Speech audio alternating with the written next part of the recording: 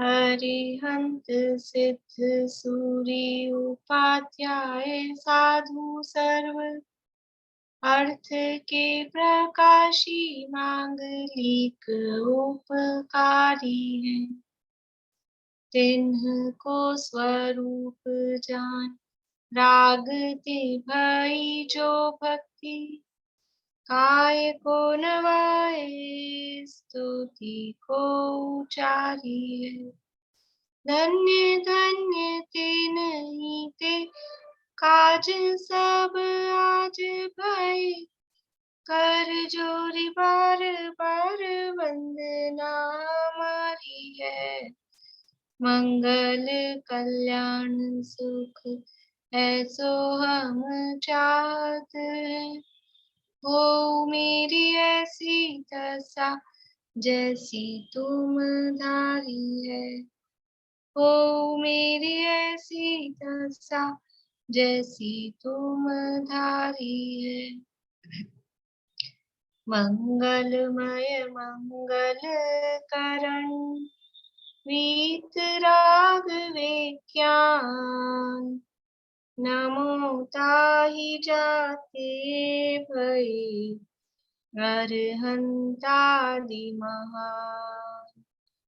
करि मंगल करियो महा ग्रंथ करन को काज जाते मिले समाज सब पावे निज पद राज।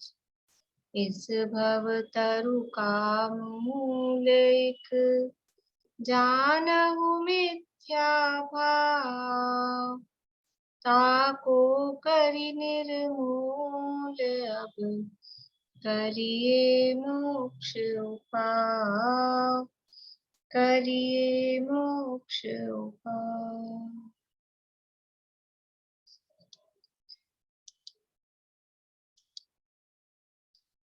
मोक्षा प्रकाशक में 8वां अधिकार उपदेश का स्वरूप बताने वाला ये अधिकार है और इसके अंतर्गत 4 अनुयोगों के व्याख्यान का विधान ये प्रकरण अपना चल रहा है।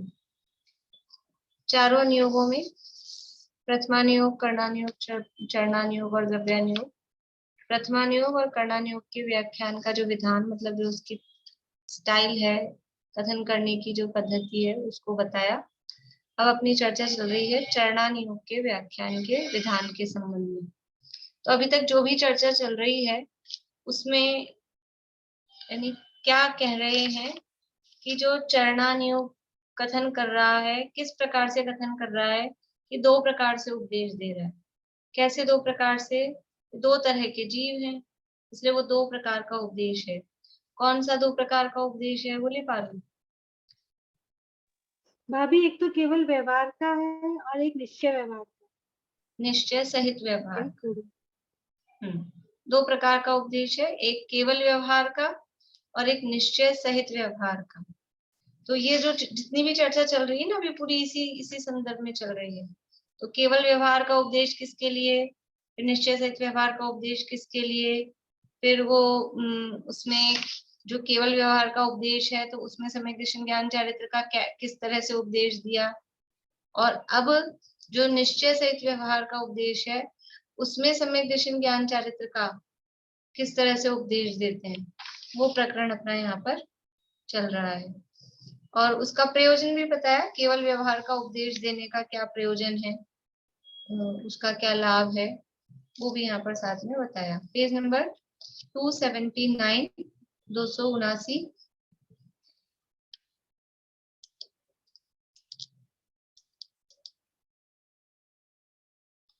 जहां निश्चय सहित व्यवहार का उपदेश हो, मिल गया आप लोगों को? 279 पेज पे है।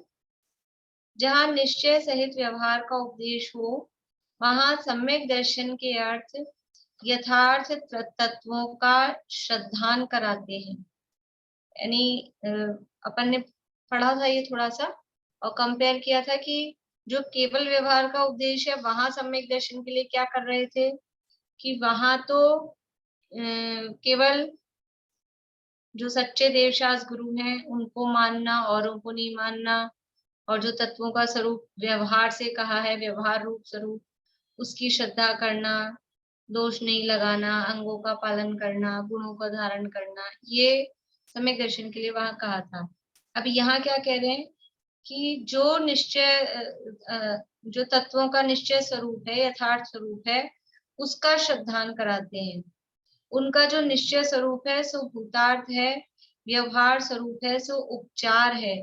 ऐसे श्रद्धान सहित बस स्वपर के भेद ज्ञान द्वारा पर द्रव्य में राग आदि छोड़ने के प्रयोजन सहित उन तत्वों का श्रद्धान करने का उपदेश देते हैं।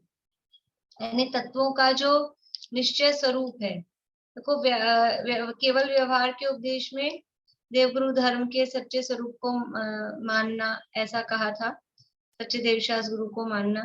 और यहाँ निश्चय स्वरूप में सच्चे देवशास्त्र गुरु को तो मानना, और उसमें जो तत्व हैं, तत्वों का यथार्थ श्रद्धान का मतलब क्या है कि मैं जीव हूँ और मेरे अलावा सब शरीर आदि सब पर पदार्थ वो अजीव हैं और आश्रव बंध है। तो आश्रव का क्या स्वरूप, देखो जो केवल व्यवहार का उपदेश है ना, उसमें तो शुभ आश्रव का मतलब ये जो क्रियाएं बताई, तो वहां शुभ आश्रव है ऐसा उसको समझ में नहीं आया, वो तो शुभ में लग ही रहा है। लेकिन अब ये जो यथार्थ स्वरूप का निरूपण होगा वो कैसा होगा कि चाहे अशुभ हो चाहे शुभ हो, दोनों आश्रव है, दोनों है। चाहे पुण्य का बंध हो चाहे पाप का बंध हो, दोनों बंध है, दोनों है। ये उनके यथार्थ स्वरूप का ज्ञान। तो जो यथार्थ तत्वों का श्रद्धान कराते हैं, उनका जो निश्चय स्वरूप है सो भूतार्थ है, व्यवहार स्वरूप है सो उपचार है। मतलब ऐसा ये निश्चय से वास्तव में रहना।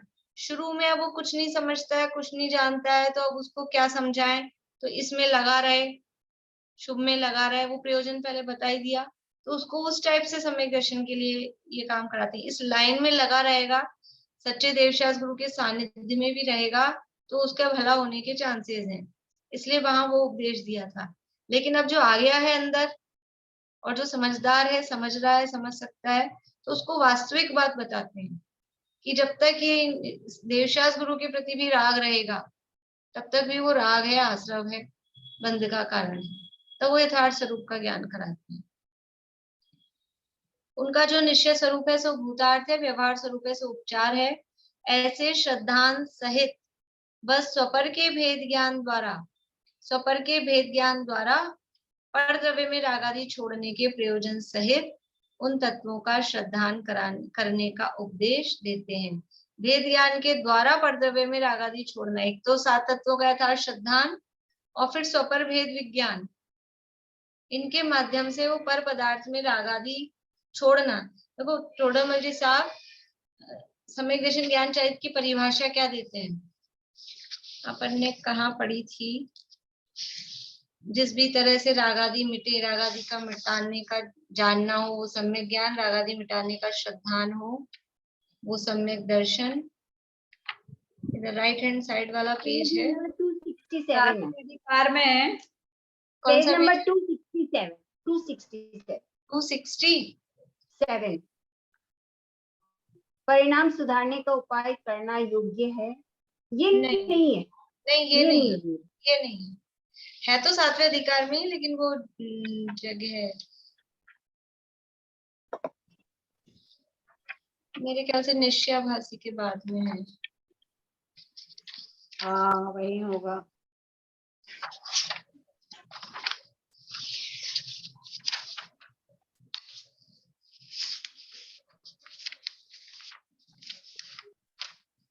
हाँ 213 नंबर पेज है, निश्चयाभासी का लास्ट प्रकरण मतलब पैराग्राफ, 213 नंबर पेज।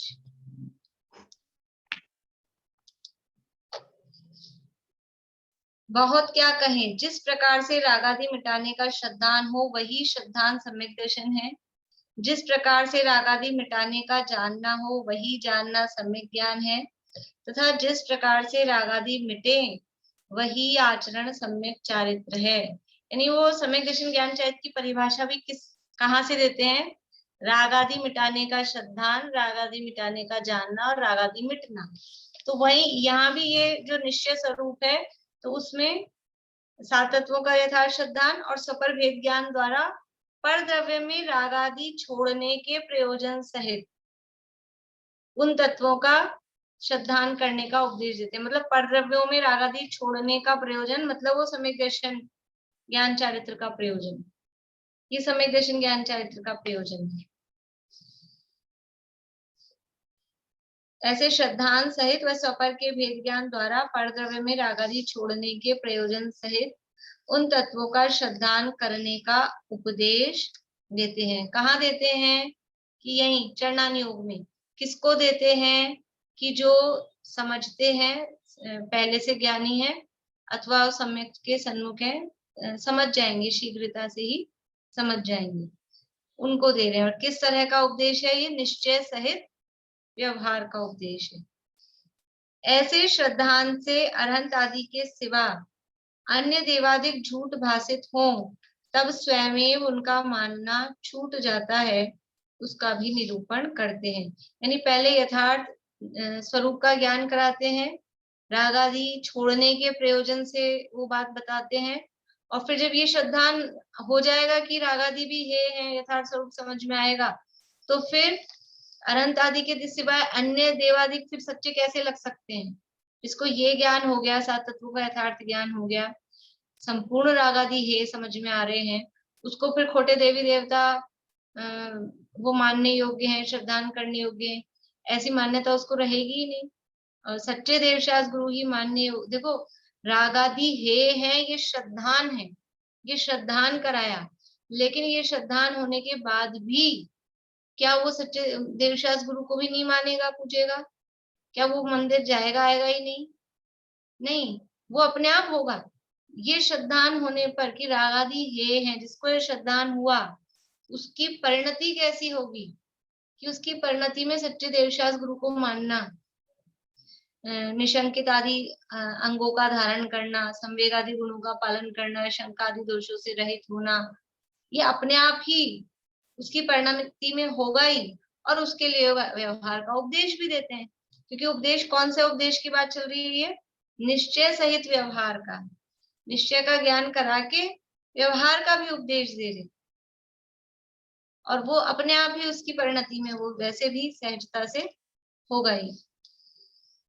ऐसे श्रद्धान से अरहंत आदि के सिवा अन्य देवादिक झूठ भाषित हों तब स्वयं उनका मानना छूट जाता है, उसका भी निरूपण करते हैं। ठीक है, ये सम्यक दर्शन की बात हो गई। यथार्थ तत्वों का श्रद्धान कराते हैं और सपर भेद विज्ञान के द्वारा राग आदि छोड़ने के प्रयोजन सहित वो उसमें श्रद्धान करने का उपदेश देते हैं। और फिर जब ऐसा श्रद्धान होता है तो सच्चे देवशास गुरु को ही मानना अपने आप ही होता है, अन्य देवों का मानना अपने आप ही छूट जाता है। सम्यक ज्ञान के लिए कैसा उपदेश देते हैं? तो सम्यक ज्ञान के अर्थ संशय आदि रहित उन्हीं तत्वों को उसी प्रकार जानने का उपदेश देते हैं। संशय विमोह विभ्रम विवर्ज्य अपर स्वरूपस्य, कि संशय आदि रहित, संशय विमोह विभ्रम, संशय विपर्य अनध्यवसाय, इसके इनसे रहित उन्हीं तत्वों को, कौन से तत्वों को? वो जो सात तत्व हैं। देखो तत्वों में भी एक तो सात तत्व हैं, जीवादि सात तत्व, और सच्चे देवशास गुरु, उनको भी श्रद्धान के अंतर्गत लेते हैं। वो सात तत्व और देवशास गुरु उनको उसी प्रकार जानने का उपदेश देते हैं कि जैसे वो तत्व हैं, या तो मुख्य रूप से तत्वों की बात है और आत्मा को जानने की बात है। सात तत्वों का यथार्थ श्रद्धान वो सम्यक दर्शन, और सात तत्वों का यथार्थ ज्ञान वो सम्यक ज्ञान। तो सम्यक ज्ञान के लिए क्या उपदेश देते हैं? कि तत्वों का यथार्थ ज्ञान करो, उनको यथार्थ जानो। जानना, ज्ञान और श्रद्धान में क्या अंतर है? जानना है वो ज्ञान है, और मानना वैसा विश्वास होना। देखो जानना एक तो जानकारी होती है, लेकिन जानने पर भी मानना हो, मानना मतलब उसको विश्वास। मानना किसको कहते हैं? कि आप व्यंतरों को मानते हैं कि नहीं, भूत प्रेत को मानते हैं कि नहीं, या आप हाँ, वो उनको बहुत मानते हैं, ऐसे कहते हैं कि वो जैसे किसी से अपने कोई काम करवाना हो, समझ लीजिए मुझसे आपको कोई काम करवाना है, तो आपको ऐसा लगता है मैं आपकी सुनूंगी नहीं, तो फिर क्या कहते हैं कि उनसे कहलवाओ। वो उनको बहुत मानते हैं, वो कह देंगे तो फिर चलेगा काम। मानना मतलब उनका वो विश्वास है, ऐसा। तो ज्ञान में और मतलब जानने में और मानने में अंतर है। वो ज्ञान है, एक श्रद्धान है। तो सम्यक ज्ञान के अर्थ संशय आदि रहित उन्हीं तत्वों को उसी प्रकार जानने का उपदेश देते हैं। और वो जानने के लिए निमित्त क्या बनेगा? उन तत्वों को यथार्थ जानना है। उन जानने के लिए कारण क्या बनेगा? कि वो शास्त्राभ्यास, बिना शास्त्राभ्यास के तत्वों का यथार्थ ज्ञान कैसे होगा? तो उस जानने के को कारण जिन शास्त्रों का अभ्यास है, इसलिए उस प्रयोजन के अर्थ जिन शास्त्रों का भी अभ्यास स्वयमेव होता है, निश्चय सहित व्यवहार का उपदेश दे रहे हैं। तो निश्चय में क्या करा कि 7 तत्वों का यथार्थ ज्ञान वो निश्चय से सम्यक ज्ञान है। या परद्रव्य आप रूप को जान पनो सो सम्यक ज्ञान कला है, वो समझ लो, ये तो निश्चय हुआ। अब व्यवहार में क्या है कि जिसको आत्मा को जानना है, या जो आत्मा को जान रहा है, या 7 तत्वों को जान रहा है, वो जान कैसे रहा है? उसके जानने के कारण क्या बन रहे हैं? उसके जानने से पहले यानी निमित्त, और उसके जानने के साथ यानी सहचारी, वो क्या होगा कि सच्चे शास्त्रों का अध्ययन स्वाध्याय आदि होगा। वो यहाँ वही बात यहाँ कह रहे हैं कि उस जानने को कारण जिन शास्त्रों का अभ्यास है। जिन शास्त्रों, किन शास्त्रों का? जिन शास्त्र यानी कौन से शास्त्र? जिन, जिन मतलब जैन धर्म के, जैन भगवान द्वारा बताए गए जो शास्त्र हैं, वो जिन शास्त्र, जैसे अपन जिनागम बोलते हैं, जिनवाणी, तो वो अपन जिनवाणी और जिनागम बोलते हैं, तो ऐसा नहीं लगता ये जिन शास्त्र। जिन शास्त्र मतलब वही जिनागम या जिनवाणी, वो उसको जानने के लिए कारणभूत है। इसलिए उस प्रयोजन के अर्थ जिन शास्त्रों का भी अभ्यास स्वयमेव होता है, उसका निरूपण करते हैं। देखो, सच्ची बात जानेगा तो ये जो व्यवहार वाली काम है वो स्वयमेव होता है। ऊपर कहा था अन्य देवादिक झूठ भाषे, तो तब स्वयमेव उनका मानना छूट जाता है, अलग से उपदेश नहीं देना पड़ता कि आप ये खोटे देवी देवताओं को मानना छोड़ दो। सच्ची बात पता लगी, निश्चय का पता लगा, तो व्यवहार सुधर ही जाता है। निश्चय सम्यक ज्ञान हुआ, 7 तत्वों का यथार्थ जानना हुआ, तो वो सच्चे शास्त्रों का अभ्यास वो होता ही है, उसके लिए अलग से उपदेश नहीं देना पड़ता। लेकिन फिर भी उसको भी यहाँ पर निरूपण करते हैं। तथा सम्यक चारित्र के अर्थ, अब सम्यक चारित्र के लिए क्या करते हैं? कि राग आदि दूर करने का उपदेश देते हैं। पीछे केवल व्यवहार के उपदेश में सम्यक चारित्र के लिए क्या उपदेश दिया था? जब केवल व्यवहार का उपदेश दिया तो वहां क्या दिया कि व्रतादि ले लो, कुछ नियम ले लो, कुछ प्रतिज्ञा ले लो, ये था ना। सम्यक चारित्र के अर्थ एक देश व सर्वदेश हिंसादि पापों का त्याग करना, व्रतादि अंगों का पालन करना, ये उपदेश दिया था। अब जब निश्चय सहित व्यवहार का उपदेश है, तो ऐसा नहीं कहेंगे कि व्रत ले लो सीधा, पहले रागादि दूर करने का उपदेश, राग छोड़ो, राग आग है, पहले राग छोड़ने। अब जब राग कम होगा, तो फिर जब राग कम होगा तो ये बाहर में हिंसादि कार्य या परिग्रह या और जो आरंभ है वो कम होंगे कि नहीं होंगे? वो अपने आप ही कम होंगे। तो निश्चय सहित व्यवहार के उपदेश में क्या है, जैसे पहले नस को पकड़ा है, वो बोलते ना अपन, किसी इसकी नस पकड़ लो, तो वो नस पकड़ ली तो वो बाकी के काम अपने आप सही हो जाएंगे। और केवल व्यवहार के उपदेश में वो केवल ऊपरी ऊपरी उपदेश वहां पर दिया है।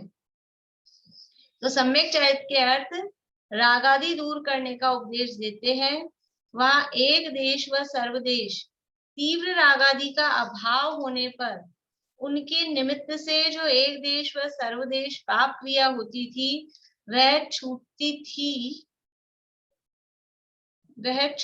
थी, तथा मंद राग से श्रावक मुनि के व्रतों की प्रवृत्ति होती है, और मंद राग का भी अभाव होने पर शुद्धोपयोग की प्रवृत्ति होती है, उसका निरूपण करते हैं। हमारे बुक में तो है लिखा हुआ है ही लिखा है क्या? हाँ। मेरी बुक थी, इसलिए थी तो जम नहीं रहा मुझे। हाँ थी पहले, है ही होगा ना, वह छूटती है। पुरानी किताबों में थी है, मेरी में भी थी है। हाँ, इसको ठीक कर लीजिए, छूटती है कर लीजिए इसको।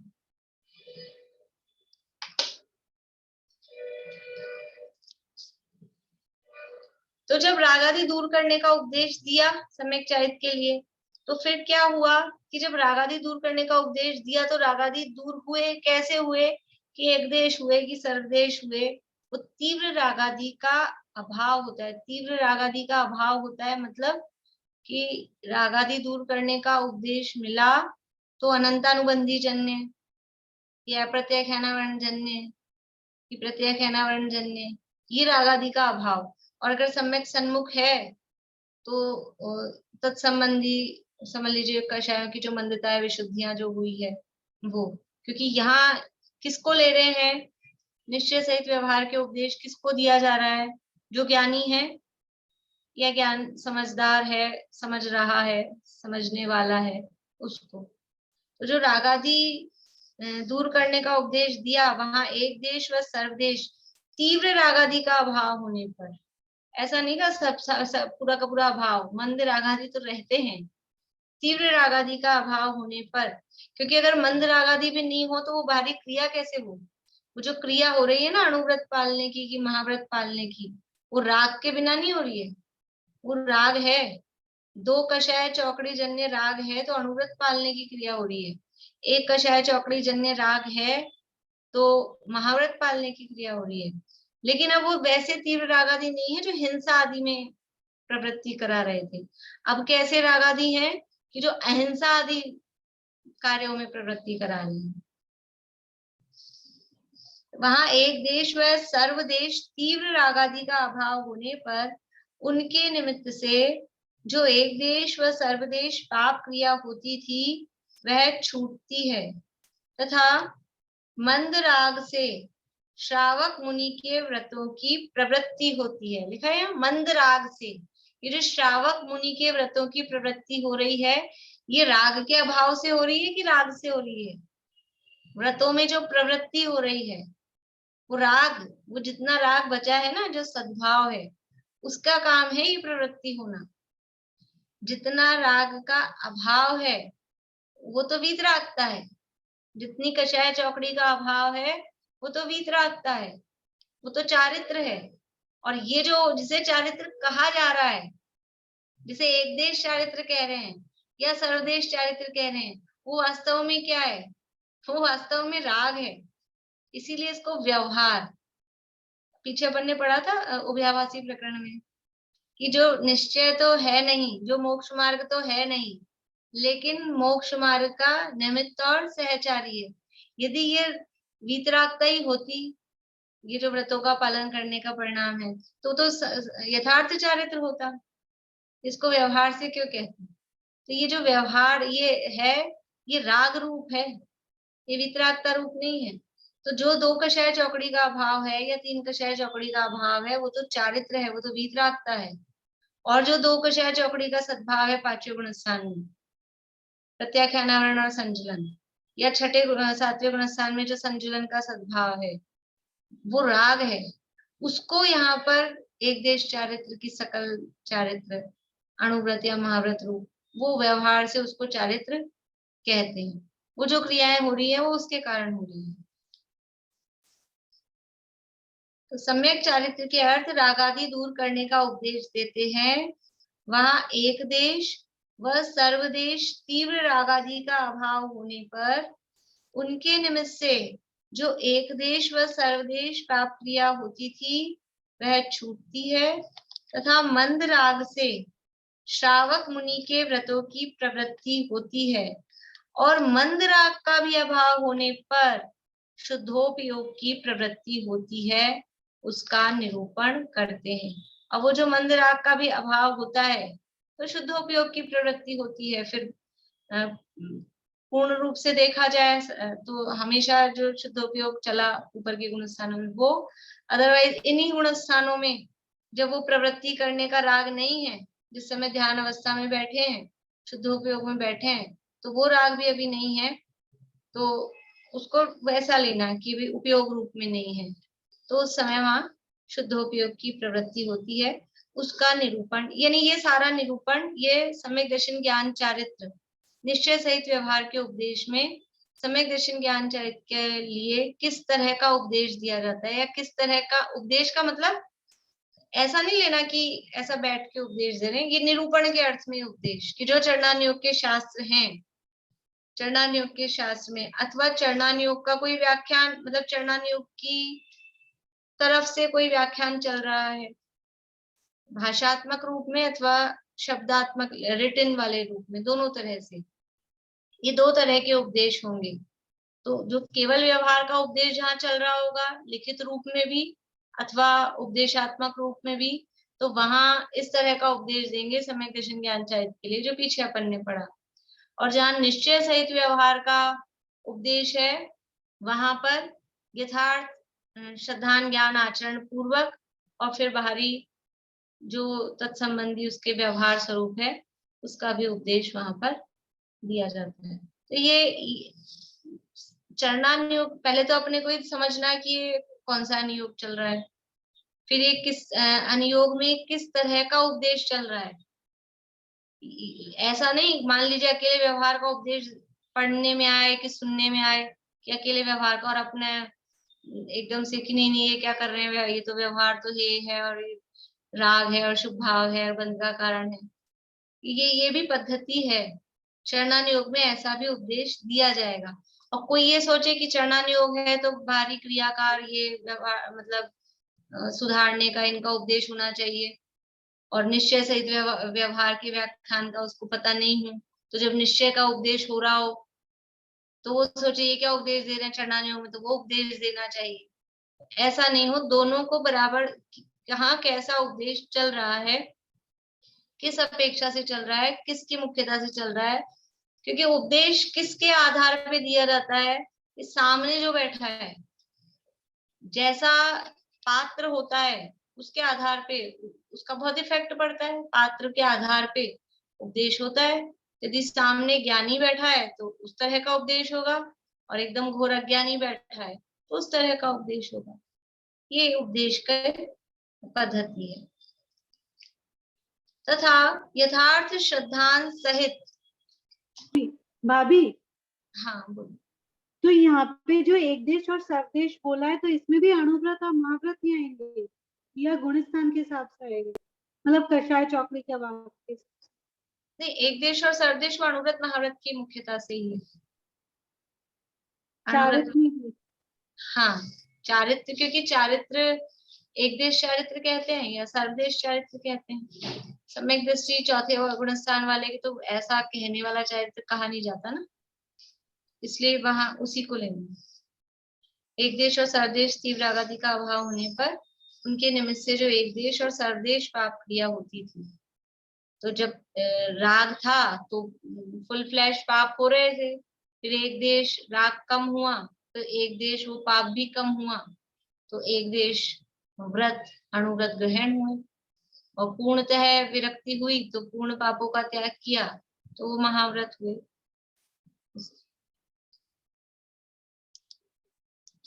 देखिए आगे इसी पेज पे लास्ट पे, तथा यथार्थ श्रद्धान सहित सम्यक दृष्टियों के जैसे कोई यथार्थ आखड़ी होती है या भक्ति होती है या पूजा प्रभावनादि कार्य होते हैं या ध्यानादिक होते हैं, उनका उपदेश देते हैं। जिन मत में जैसा सच्चा परंपरा मार्ग है वैसा उपदेश देते हैं। यानी ये तो सम्यक दर्शन ज्ञान चारित्र की अपेक्षा से बात की। अब जैसे पीछे इसमें भी कहा था ना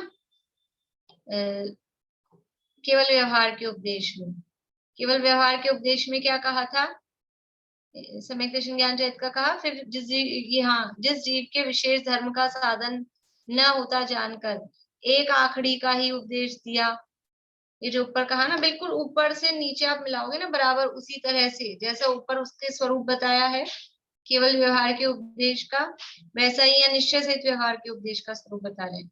तो वहां तो केवल एक आखड़ी का उपदेश दिया, कौवे को भील को कौवे का मांस छुड़ाया, ग्वाले को नमस्कार मंत्र जपने का दिया। ऐसा यहाँ पर कह रहे हैं कि सम्यक दृष्टियों की जो यथार्थ आखड़ी होती है, या जो वो भक्ति होती है, या पूजा प्रभावना आदि कार्य होते हैं, उस तरह से यहाँ पर उपदेश देते हैं।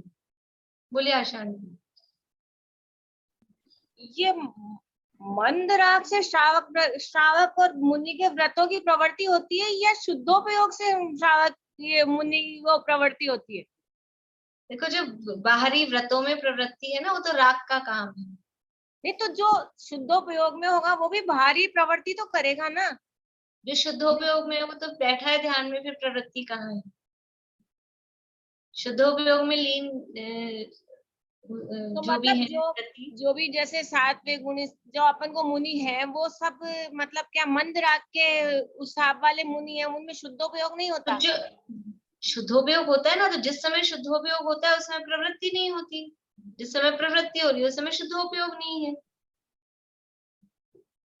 भाई मुनिराज ईर्या समिति का पालन कर रहे हैं, तो ईर्या समिति का पालन कर रहे हैं उस समय शुद्धोपयोग में है क्या? 4 हाथ जमीन देख के चल रहे हैं, इसका नाम है ना ईर्या समिति। ये हो सकता है ना कि वो चल रहे हो, अंदर उनके शुद्धोपयोग हो? नहीं, ऐसा नहीं होता।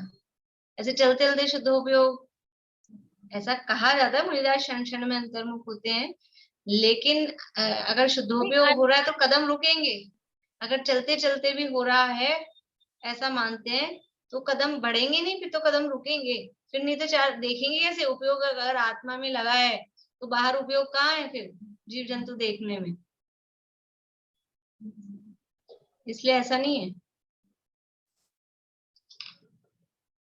बोलिए तो भारती, बोलो पार्वती। तो भाभी फिर मुनिराज अंतर्मुख से ज्यादा बिहार ही नहीं करते, मतलब मैक्सिमम 45 मिनट के लिए बिहार करेंगे। देखो, वो अंतर मुहूर्त में जो विहार करते हैं ना, मतलब विहार करने में हो सकता है लंबा समय लगे, तो मैंने कहा ना शुद्धोपयोग के मनाही नहीं है। शुद्धोपयोग करते भी हैं तो अपने को पता नहीं चलेगा कि वो बहुत क्षण क्षण मतलब बहुत शॉर्ट पीरियड है, तो वो कब अंतर्मुख हो गए, कब शुद्धोपयोग हो गया।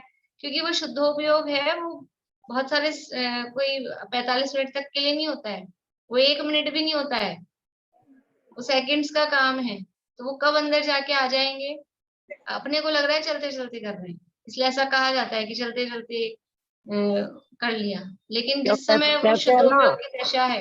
कहते हैं ना, आहार लेते लेते भी शुद्धोपयोग में चले जाते हैं।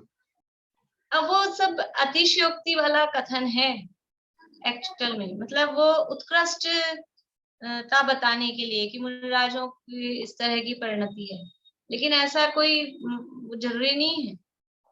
आहार लेते लेते, आहार में जो समय लग रहा है, अब आहार करते करते यदि वो बीच में उपयोग आत्मा में गया तो वो शोधन नहीं हो पाएगा। जिस समय उपयोग आत्मा में देख शोध के भोजन लेते हैं ना, देख शोध के भोजन लेते हैं, तो अब वो आहार लेने में समय लगता है, अपने पकड़ में नहीं है। नहीं, जिस समय अंदर है उस समय वो रुकेंगे। समय मतलब वो समय ही समझना, 1 2 3 4 10 20 असंख्यात समय जो भी है वो उसमें रुकेंगे। बोलिए भारती आंटी। मैं पूछ रही थी आखिरी का मतलब क्या होता है? आखिरी का मतलब नियम प्रतिज्ञा, नियम कुछ भी लिया हो उसको, वैसे तो कहते हैं ना वो जो अपना है ना 6 बहिरंग तपो में है ना, क्या नाम है, वृत्ति परिसंख्यान, उसमें कहते हैं ना आखिरी लेकर निकलते हैं मुनिराज। तो आखिरी लेकर निकलते हैं मतलब वो कोई नियम लेके निकलते हैं, आखिरी का मतलब है नियम। तो यहाँ कह रहे हैं कि सम्यक दृष्टियों के जैसे कोई यथार्थ आखिरी होती है, या भक्ति होती है, या पूजा प्रभावना आदि कार्य होते हैं, सम्यक दृष्टियों के जिस प्रकार के होते हैं वैसे बता रहे हैं। निश्चय सहित व्यवहार के व्याख्यान में नियम का भी, आखड़ी का भी उपदेश देंगे, भक्ति का भी उपदेश देंगे, पूजा प्रभावना आदि का भी उपदेश देंगे। लेकिन एक तो सामान्य और एक सम्यक दृष्टि किस प्रकार की भक्ति करता है, सम्यक दृष्टि की भक्ति कैसी होती है, सम्यक दृष्टि के नियम किस प्रकार के होते हैं, वो यहाँ पर उपदेश देते हैं। या कोई उदाहरण मिलता हो तो उसका वहां बताएंगे। जिन मत में जैसा सच्चा परंपरा मार्ग है वैसा उपदेश देते हैं। देखो, केवल व्यवहार के उपदेश में कहेंगे भक्ति करो, विधान चल रहा है, अब जिन लोगों के भक्ति के भाव हो वो आ सकते हैं भक्ति करने, ऐसा बोलते हैं कि जिनके भी भक्ति के भाव हो वो भक्ति करने आगे आ सकते हैं। तो उसका मतलब क्या है, भक्ति करने आगे आ सकते हैं कि वो नृत्य करने को, चवर ढोरने को भक्ति कहते हैं, वो व्यवहार का उपदेश है। और वैसे भक्ति किसे कहा, हम बिना चवर ढोरे या हम बिना नृत्य करे, बिना हम आगे आए भक्ति कर सकते हैं कि नहीं कर सकते हैं। गुणेशु अनुरागा भक्ति, भगवान का गुणानुवाद करना, वो भक्ति है, वो स्तुति है। समंत भद्राचार्य ने की है स्तुतियां, समय सार में 3 प्रकार की स्तुति की बात कही है। तो वो सम्यक दृष्टि के वो यथार्थ स्तुति, यथार्थ भक्ति होती है, उसका निरूपण करते हैं। अब अंदर यथार्थ भक्ति होती है तो बाहर में वो भी काम हो जाए कि ताली बजाना है, कि गा के बोलना है, कि नृत्य करना है, वो भी हो जाते हैं। तो लेकिन यथार्थ भक्ति किसे कहना, मुक्तिगत नर श्रेष्ठ की भक्ति करे गुण भेद से, वह परम भक्ति कही है जिन सूत्र में व्यवहार से, वो तो व्यवहार भक्ति है, जिसे हम कह रहे हैं ना खाली गुणों में अनुराग, वो भी व्यवहार भक्ति है। निश्चय भक्ति क्या है, निश्चय भक्ति क्या है? बताए हुए मार्ग पे चलना। हाँ, निश्चय भक्ति पंच परमेश्वरियों के बताए हुए मार्ग पर चलकर अपनी आत्मा की का कल्याण करना, उसका नाम है। वो जो है ना, जो इंद्रिय जड़ता अणाण सहावा धियम मुनदियादम तम खलु जिदंदियम ते, ये 3 प्रकार की स्तुति की बात की 31वीं 32वीं 33वीं गाथा में, समय सार में।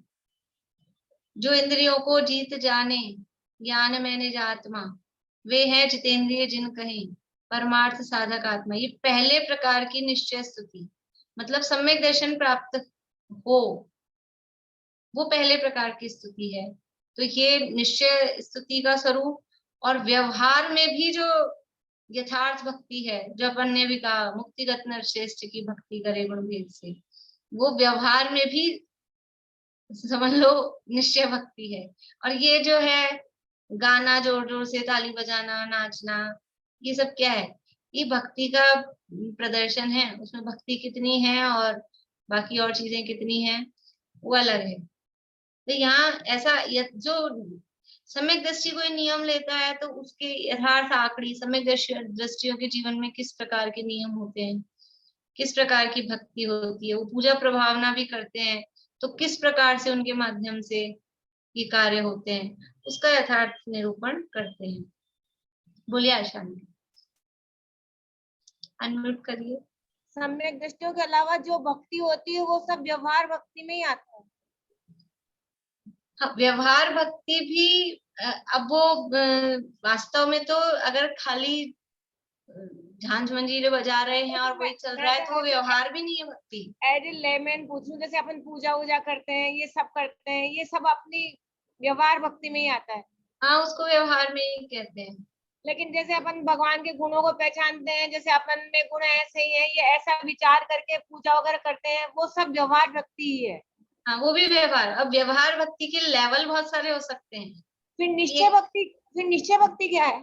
अपने लेवल में है ही नहीं निश्चय भक्ति। तो निश्चय भक्ति वो है कि वो उन गुणों को अपने में अनुभव करना, वैसा अपने को अनुभव करना। तो वो तो अपने लेवल में है ही नहीं। क्यों नहीं है? अपने को लेवल प्राप्त करना, अगर नहीं है तो प्राप्त करना है, सच्ची भक्ति करनी है, यथार्थ भक्ति। पंच परमेश्वरी की शरण का क्या अर्थ है? वही वो जो उनकी शरण का अर्थ है ना, वो उनकी भक्ति है कि पंच परमेश्वरी द्वारा बताए हुए मार्ग पर चलकर अपनी आत्मा की शरण लेना, वो पंच परमेश्वरी की शरण है, वो वास्तविक भक्ति है। और जब जो पंच परमेष्ठी ने जो मार्ग बताया उस मार्ग पर चलकर हमको वो प्राप्त हो गया जो वो दिखा रहे थे, जो हम प्राप्त करना चाह रहे थे। तो जब कोई हमको रास्ता दिखाता है और अपने को वो वस्तु प्राप्त हो जाती है, तो वो उस सामने वाले जिस मार्ग दिखाने वाले की हमको महिमा आती है कि नहीं आती? महिमा आएगी कि नहीं आएगी? वो महिमा आएगी। तो वो पहले अंदर अपने को वो चीज मिल जाए, वो मिलने के बाद जो उसकी महिमा आएगी वो सच्ची भक्ति है। व्यवहार में भी वो सच्ची भक्ति तब है। तो उन्होंने जो बात बताई, उनके बताए हुए मार्ग पर चलकर उस निधि को हमने प्राप्त कर लिया और फिर उनका जो गुणगान करें, तो वो सच्ची व्यवहार भक्ति है। व्यवहार में भी वो सच्ची भक्ति है। निश्चय भक्ति तो वो अपने स्वरूप को प्राप्त करना, वो निश्चय भक्ति है। तो सम्यक दृष्टियों के जीवन में यथार्थ भक्ति होती है, क्योंकि उन्होंने उस मार्ग पर चलकर उसको रत्न को प्राप्त कर लिया है। अब रत्न प्राप्त हो गया है तो जो उनको अंदर से प्रमोद आएगा, वो भले नाचते दिखे ना नाचते दिखे, बाहर में अज्ञानी खूब नाचता दिख रहा हो, लेकिन उसकी वो सच्ची भक्ति हो नहीं सकती है, क्योंकि उसने वो प्राप्त ही नहीं किया। तो उसको महिमा, सच्ची महिमा आ ही नहीं सकती है जब तक वो चीज हमको नहीं मिले। ये इन्होंने क्या बता दिया अपने को, इन्होंने क्या दे दिया हमको, वो सच्ची भक्ति, वो जो जिसको मिलेगा ना, जिसको मिला है, उसी को सच्ची भक्ति आएगी। हाँ, तो वही तो कह रही हूँ, सम्यक दृष्टियों की हो सकती है सच्ची भक्ति, यही तो मैं बोल रही हूँ। बिल्कुल, बोलिए। निश्चय भक्ति में सम्यक दृष्टि जितेंद्रिय मोह जिन जो होगा वो गेय गायक संकर दोष को दूर करेगा, और जो जीत मोह जिन होगा वो भावी भावक दोष को दूर करेगा। तो भावी भावक का थोड़ा सा अर्थ बताएंगे क्या? अभी नहीं, अभी प्रकरण बिल्कुल अलग हो जाएगा। ठीक भाव्य है। भावक का मतलब इतना है कि मोहराग देश के परिणाम और उन मोहराग देश के परिणाम को करने वाला मैं, ऐसा वो भाव और भावक, भावों को करने वाला और भाव्य, उन दोनों में एक में एक बना कर रखा है। जैसे गेय और गायक, उन दोनों को मिला रखा था, गेय गायक संकर दोष हुआ था। संकर मतलब मिलाना। तो गेय क्या है? इंद्रियां हैं गेय, द्रवेंद्रिय भी भावेंद्रिय भी, इंद्रियों के विषय भी, वो गेय, और उनको जानने वाला मैं गायक, दोनों को मिला रखा था, वो गेय गायक संकर दोष था। तो ऐसे मोहराग देश के परिणाम और उन मोहराग देश के परिणाम जहाँ हो रहे हैं, ऐसा मैं आत्मा, उन दोनों को मिला रखा था, तो भाव है भावक संकर। शॉर्ट में भी इतना ही, फिर प्रकरण अभी अलग हो जाएगा बिल्कुल। तो इस तरह से ये यथार्थ श्रद्धांत सहित सम्यक दृष्टियों के, जैसे कोई यथार्थ आखड़ी होती है या भक्ति होती है या पूजा प्रभावनादि कार्य होते हैं या ध्यानादिक होते हैं, यानी सच्चे किसके जीवन में होते हैं? सच्चे नियम, सच्ची पूजा प्रभावना, सच्ची भक्ति, सच्चा ध्यान किसके जीवन में होता है? तो सम्यक दृष्टियों के जीवन में होता है। और बाहर में जो क्रिया है हो रही है ना, वो क्रिया की यथार्थता भी अंदर में परिणाम विशुद्धि पूर्वक या भाव पूर्वक वो होता है, तो क्रिया भी यथार्थ होती है। उनका उपदेश देते हैं, जिन मत में जैसा सच्चा परंपरा मार्ग है वैसा उपदेश देते हैं। इस तरह दो प्रकार से चरणान योग में उपदेश जानना। इस तरह से जो शुरू किया था कि दो प्रकार के उपदेश दिए हैं चरणान योग में, केवल व्यवहार का और निश्चय सहित व्यवहार का। ये बात यहाँ पर समझ लीजिए एक बार पूरी हुई है। अब आगे और चरणान योग में किस तरह का उपदेश है, तो उसके अलग अलग पॉइंट्स और अभी आगे बताएंगे। बोलिए भारती आंटी। तो चरणानुयोग में निश्चय का उपदेश है ही नहीं। क्यों नहीं है?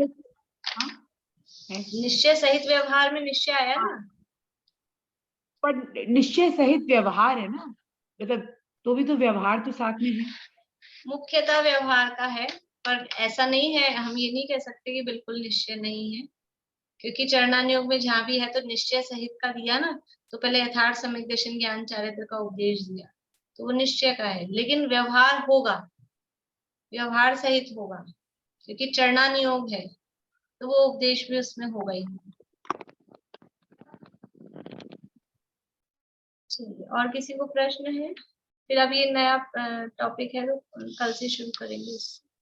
मैंने भी है ना, मैंने भी जब पहली बार चरणान योग में निश्चय सहित सुना ना, तो मैं भी बहुत कंफ्यूज हुई, क्योंकि आज तक यही सुना था कि द्रव्यान योग का ही निश्चय सहित उपदेश होता है, और सभा में मुख्यतः से निश्चय का ही वो रहती है प्रधानता। तो मेरे को भी बहुत आश्चर्य लगा कि इसमें तो बहुत ज्यादा दिया है निश्चय सहित का उपदेश। होता ही है, यानी जितने भी चरणान योग के ग्रंथ हैं वो पहले निश्चय से ही शुरू होंगे। पहले भी कहा था मैंने, रत्नगंज शावकाचार्य देख लो, पुरुषार्थ सिद्धि उपाय देख लो, और भी जो भी ग्रंथ हैं, पहले सम्यक दर्शन ज्ञान चरित का वर्णन है। हाँ, पर ये है कि वहां पे सम्यक दर्शन की डेफिनेशन उसमें जैसे रत्नगंज शावकाचार्य में वो अलग सच्चे देवशास गुरु के आधार पे दी है, पर ऐसा नहीं है, वो है यथार्थ निश्चय सम्यक दर्शन के आधार पे। पर चरणान योग का ग्रंथ है तो वहां देवशास गुरु के आधार पे दी, पर बिना सम्यक दर्शन ज्ञान चारित्र के उपदेश के सीधा, यानी बिना सम्यक दर्शन ज्ञान के उपदेश के सीधा वो आचरण का बात चालू कर दे, ऐसा नहीं हो सकता। उपदेश उसमें रहेगा। लेकिन जो आचरण होता है वो बुद्धि पूर्वक होता है ना, हाँ, तो फिर बुद्धि पूर्वक तो ये द्रव्यलिंगी मुनि है, ये है, तो ये बिना सम्यक दर्शन के भी इतना अच्छा आचरण कर लेते हैं ना। तो मतलब कह रहे हैं ना, निश्चय पूर्वक की चारित्र होता है। नहीं, सच्चा चारित्र तो निश्चय पूर्वक ही होता है, और वो जो द्रव्यलिंगी जो पालन कर रहा है, द्रव्यलिंगी जो इतना अच्छा पालन कर रहा है बिना निश्चय के भी, तो वो तीव्र कषाय है। वो कषाय की तीव्रता के बिना नहीं हो सकता है, वो तीव्र कषाय है उसकी। कषाय की मंद, कषाय तो इतनी मंद है उनके कि कुछ भी कर दे तो भी कषाय नहीं। मंद तो उस अपेक्षा से कहते हैं, लेकिन अपनी भूमिका से अधिक वो आचरण कर रहा है, इस अपेक्षा से कषाय तीव्र है। जो भूमिका है, जो अंदर में जितने वितरागता है, उस वितरागता के अनुरूप जो आचरण है वो है एक्चुअल में यथार्थ आचरण, वो है मंद कषाय पूर्वक। और भूमिका तो है कम, निचली, और आचरण है अधिक, तो उसको ज्यादा यानी वो लगाना पड़ेगा ना, इतनी ताकत तो है नहीं, उसको ज्यादा फोर्स लगाना पड़ रहा है, वो तीव्र कषाय, मतलब उस अपेक्षा से वो कषाय की तीव्रता है। बाहर में दिखने में तो कषाय मंद दिख रही है, बाहर में दिखने में मंद कषाय दिख रही है कि चमड़ी उधेड़ के नमक मिर्च डाल दिया है तो भी बिल्कुल क्रोध नहीं है, तो वो बाहर में तो मंद कषाय है, लेश्या की अपेक्षा से शुक्ल लेश्या है, लेकिन अंदर में मैं मुनि हूं, ये जो भाव है, ये अनंतानुबंधी कषाय की तीव्रता, मिथ्यात्व की तीव्रता, उसमें वो काम होता है। तो वो समझ लो कि वैसे ऐसा नहीं है, मतलब नियम तो यही है कि अंदर जो श्रद्धान सही होगा, निश्चय पूर्वक ही वो व्यवहार ऑटोमेटिकली भी होता है, और वो सही भी होता है, सच्चा भी होता है। और बिना निश्चय के जो भी किया जा रहा है, वो भले ही बाहर में क्रिया ठीक हो भी, लेकिन वो सच्चा नहीं है, वो यथार्थ नहीं है, वो उसका वो फल नहीं है, जो फल निश्चय सहित व्यवहार का है। और ये तो द्रव्यलिंगी एक आध एक्सेप्शनल है, बाकी तो वो एक समझ लो, वो भी कोई नवे ग्रह में जाने वाले कोई ऐसे नहीं है, बहुत रेयर मिलते हैं। श्रावक भी इतना उत्कृष्ट पालन कर लेते हैं, कर लेते हैं, ठीक बात है। और ऐसा नहीं सब तीव्र, मतलब बाहर में मंद कषाय भी दिखती है, बाहर में मंद कषाय भी दिखती है, इसीलिए वो केवल व्यवहार वाला काम है उनके यहाँ, उनके जीवन में वो केवल व्यवहार का पालन हो रहा है। लेकिन सच्चा कब होगा, यथार्थ फलदायी कब होगा, मोक्ष मार्गी कब होगा, भले ही कितना भी आचरण पालन कर ले, लेकिन मोक्ष मार्गी तो नहीं हुआ ना। आचरण पालन किया तो बस वो आसपास रहेगा, उसको हो सकता है जो पीछे कहा ना, उसको संयोग मिल सकते हैं, दुर्गति नहीं होगी, सुगति हो गई, लेकिन अगर वो नहीं समझा, नहीं सुलटा, तो वो सुगति के बाद में भी फिर क्या होगा, फिर विषय भोगों में लीन होके फिर एंड में दुर्गति में चला जाएगा।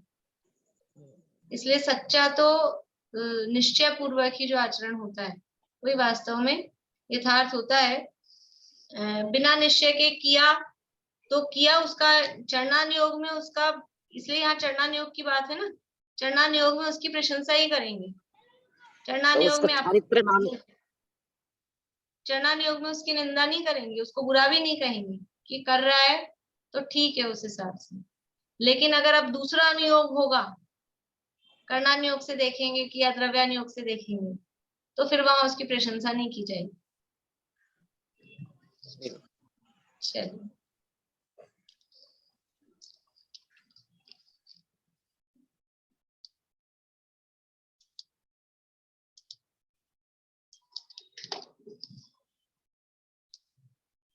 जोग धरे रहे जोग सो भिन्न, अनंत गुणातम केवल ज्ञानी, तासुर द्रह सो निकसी, तरिता समवै शुद्ध सिंधु समानी, याते अनंत न यातम लक्षण, सत्य स्वरूप सिद्धंत बखानी, बुद्ध लखे न लखे दुर्बुद्ध, सदा जग माहि जगे जिनवाणी, सदा जग माहि जगे जिनवाणी।